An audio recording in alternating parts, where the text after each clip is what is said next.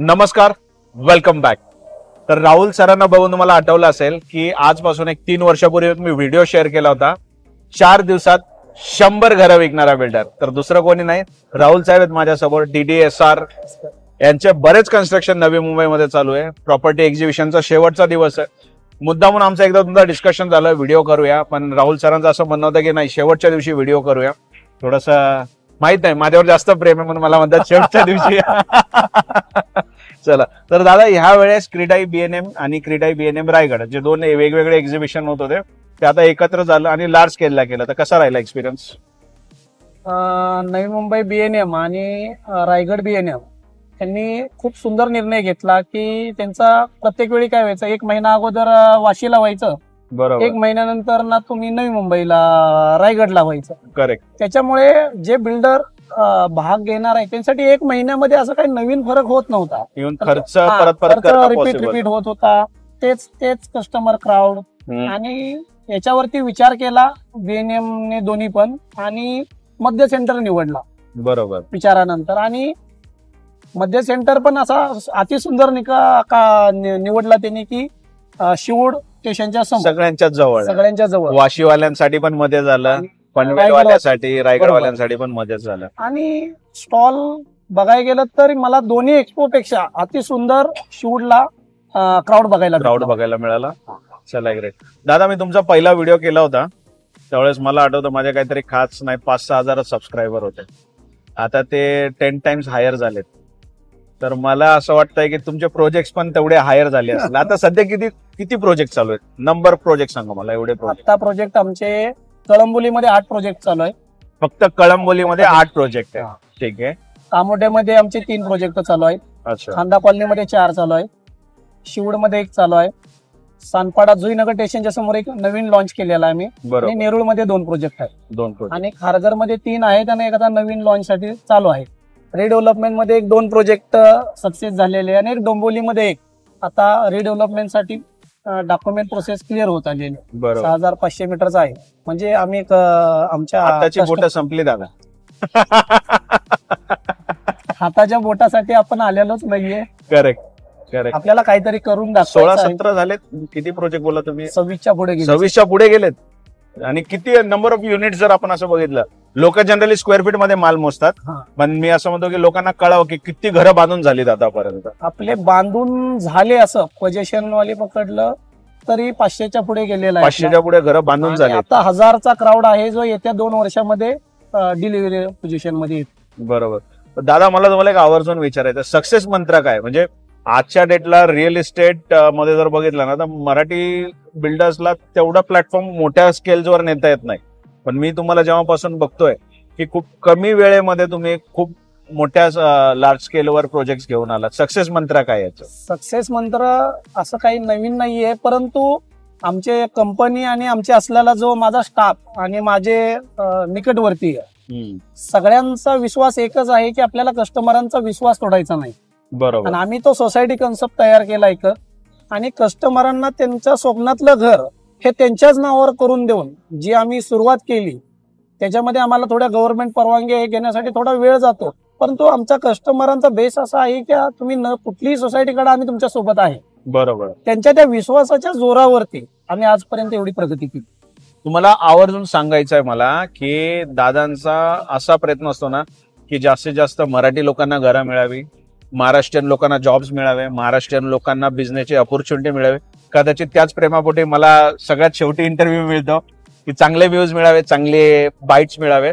पण मी तुम्हाला सांगतो, एका प्रोजेक्टवर मी गेलो होतो पनवेलच्या.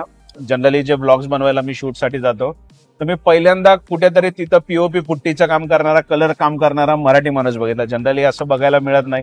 म्हणजे शक्य झालं तुमच्या दूरदृष्टीने. तुमचं असं प्लॅनिंग असतं का की पहिल्या मराठी माणसांनाच काम? प्लॅनिंग म्हणजे काय आहे सर, जसं समोरचा माणूस वागतो तसं आपल्यालाही वागायला शिकलं पाहिजे.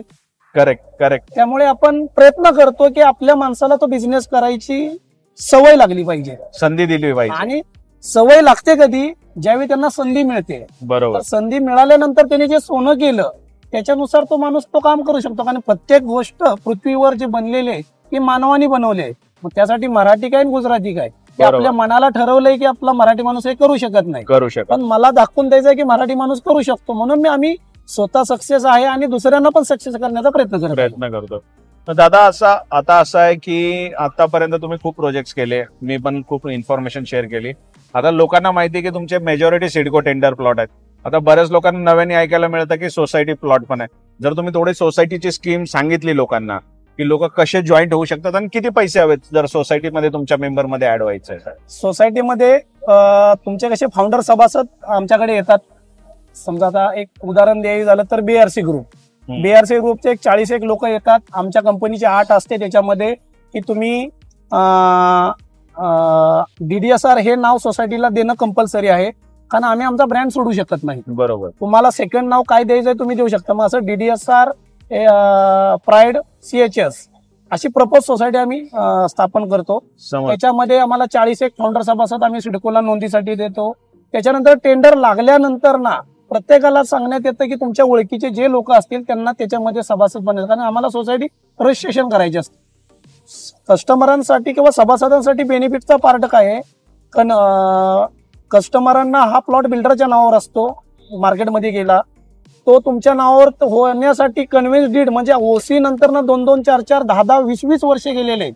पण आमच्या कन्सेप्टमध्ये तुम्हाला पहिल्या दिवसापासून जमीन ही तुमच्याच नावावरती आहे. बरोबर. म्हणजे तुम्हाला बिल्डरांची भीती हा पार्ट DDSR ग्रुपकडे कुठेच राहत नाही, कारण जमीन DDSR ग्रुपने डायरेक्ट तुमच्या नावावरती करून दिलेली आहे. आणि DDSR डेव्हलपर हा तुमचा कॉन्ट्रॅक्टदार असा काम करतो. बरोबर.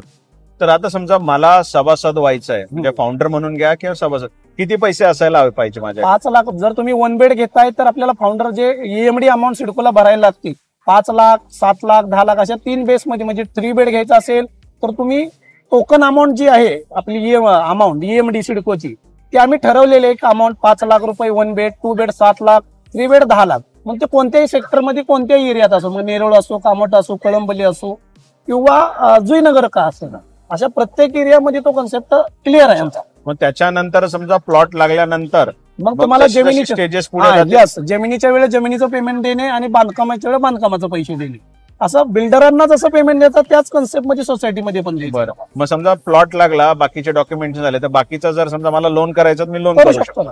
मग पेमेंट त्याच्या हिशोबाने कोणत्याही नॅशनल बँकेतनं तुम्हाला लोन इझिली मिळून जातं. आतापर्यंत आम्हाला SBI ने लोन दिलेलं आहे, बँक ऑफ बडोदाने लोन दिलेलं आहे, महाराष्ट्र बँकेने दिलेलं आहे, HDFC ने लोन दिलेलं आहे. अदरही बँका आमच्याकडे येतात, परंतु आम्ही जो कन्सेप्ट ह्या नॅशनल बँकांना समजलेला आहे आणि कस्टमरांना पण याच्या पुढे जायची इच्छा नाहीये की आम्हाला ह्याच नॅशनल बँक ठीक आहे. आणि आम्ही जरी विचारतो कोणाला जायचं असलं तरी पण आपण एकाच बँकेत सर्व डॉक्युमेंट प्रोसेस केलेले आहेत, तर शेवटपर्यंत त्याच बँकेशी संलग्न राहावं असं आम्ही प्रत्येक वेळी कस्टमरांना सांगतो. आणि आम्ही तेच सभासद घेतो ज्यांचे लोन नॅशनल बँकेत अप्रूव्हल होऊ शकतात. असे भरपूर सभासद येतात, अर्ध्यामधून सोडून पण जाणारे असतात, कारण त्यांची कॅपॅसिटी नाही. बरोबर.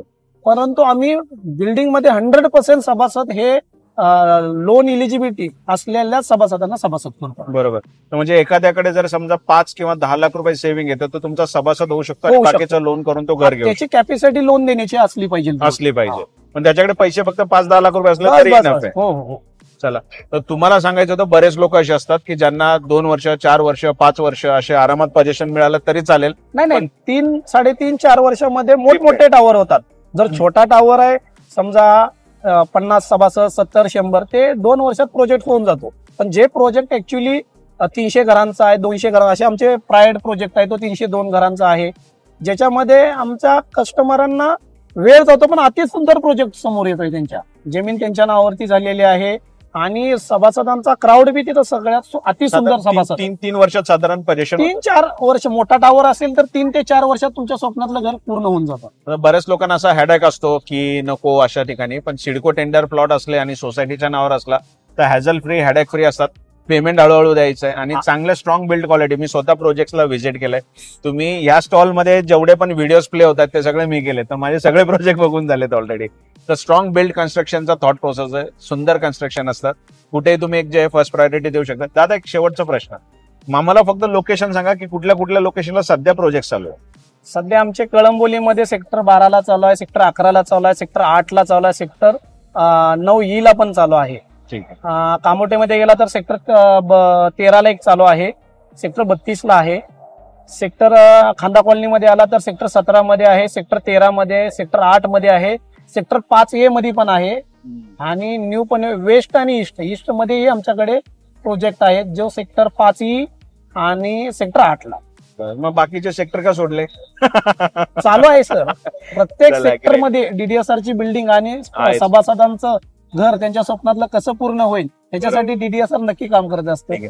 खारघर मध्ये पण काही प्रोजेक्ट? खारघर मध्ये सेक्टर 20 ला चालू आहे, सेक्टर 12 मध्ये चालू आहे, खासदार आमदारांचे प्रोजेक्ट आहे त्याच्यामध्ये, सेक्टर 19 मध्ये चालू आहे आमचा. परत ना खांदा कॉलनीचा आहे. हा खांदा कॉलनी झालं. परत ना आमचा शिवूड मध्ये मॉलच्या समोर LNT मॉलच्या समोर सेक्टर 40 ला रेडी. स्वप्नपूर. नेरूळ मध्ये सेक्टर 13 मध्ये एक चालू आहे. जुईनगर मध्ये सेक्टर 24 सानपाडा, पण जुईनगर स्टेशनच्या अगदी समोर आहे. बरोबर. तर आता सध्या मला लोकेशन वाईज प्राइस नको आहे, पण एखाद्याला तुमच्यासोबत जॉईंट व्हायचं म्हणजे सहभाग घ्यायचा की तुमच्याकडे त्यांना घर घ्यायचं तर किती पैशापासून घर मिळू शकतं? आमच्याकडे 45 लाखापासून हा. 3 करोड पर्यंत घर मिळू शकतं. मग याच्यामध्ये कॉन्फिगरेशन सगळे आले, 1 बेड 2 बेड 3 बेड Yes, सगळ्या sir. टाईपचे आले. ठीक आहे दादा, शेवटचा म्हणून मी 3 प्रश्न विचारले. आता अजून एक शेवटचा प्रश्न विचारतो की आता नवीन सोसायटी कधी फॉर्म करणार आहे आणि कसा त्याचा प्रोसेस असणार आहे थोडं? सर आमची आता सगळ्यात शेवटची सोसायटी DDSR प्राईड आहे, जे आम्ही आता अग्रीमेंट बेसला आहे. फेब्रुवारी महिन्यामध्ये आमचं भूमिपूजन ठेवलेलं आहे. एकदा आमचा तो कन्सेप्ट क्लिअर होऊन काम सुरू झालं की आम्ही नवीन सोसायटी सिडको टेंडर प्लॉट, आता नवीन स्कीम कोणती निघाली त्याच्यामध्ये फॉर्म करत आहे. ज्या सभासदांना नवीन सोसायटीमध्ये जॉईन व्हायचं असेल तर आमच्या जुन्या सोसायट्या बघा, ज्या आम्ही OC काढून राहायला दिलेल्या आहेत. जे कस्टमर मग मंत्रालय अधिकारी आहेत, सिडको आहेत, GST डिपार्टमेंटचे आहेत, तुमचा पोलीस डिपार्टमेंट आहे, BRC डिपार्टमेंट, सर्वात जास्त BRCच्या पण बुकिंग झालेले. तर ह्या क्राऊड मध्ये आमचा कस्टमर आहे. आम्ही नवीन एखादी सोसायटी स्थापन करतोय तर 100 लोक तयारीच असतात की तुम्ही कधी नवीन आम्हाला लॉन्च add करा. करताय आणि आम्हाला ऍड करा. ऍड करा. तर किती पैसे घेऊन ऍड व्हायला यायचं? 5 लाख रुपये. 5 लाख रुपये. चला, ते पण त्या सोसायटीच्याच अकाउंटला. ना तुम्हाला कुठल्या बिल्डरच्या अकाउंटला पैसे द्यायचे आहेत, ना तुम्हाला कोणत्या असं तुमची फसवणूक. जी सोसायटी प्रपोज स्थापन होणार आहे त्या प्रपोज सोसायटीच्या अकाउंटला तुम्हाला पैसे मारायचे, तिथे तुम्ही सभासद होत आहे. बरोबर. चलो ग्रेट दादा, चांगलं वाटलं तुमच्याशी भेटून. मला वाटतं जेव्हा आपण जो पहिला व्हिडिओ शेअर केला होता त्यावेळेस काहीतरी 10-12 प्रोजेक्ट होते. आता चक्कर त्याच्यात डबल प्रोजेक्ट आहेत. पुढच्या एक्झिबिशनला भेटू तर 50 प्रोजेक्ट असतील. रिडेव्हलपमेंट मध्ये आता अति सुंदर काम चालू झालेलं आहे आणि पुढच्या वर्षी तुम्हाला एक्सपोला नवीनच काहीतरी बघायला भेटेल. Great great great. थँक्यू. आम्हाला पण नवीन काहीतरी बघायला आवडेल. चला, पुढच्या प्रोजेक्टसाठी तुम्हाला खूप खूप शुभेच्छा. थँक्यू. टाइम दिल्याबद्दल धन्यवाद. तर मित्रांनो, असेच अपडेट अजून पण अपडेट होणार आहेत. तर त्याच्यासाठी फक्त एवढं करायचं आहे, चॅनलला सबस्क्राईब करा. व्हिडिओ अपलोड केला की नोटिफिकेशन आलं पाहिजे. परत भेटू नव्या व्हिडिओ सोबत. तोपर्यंत जय हिंद.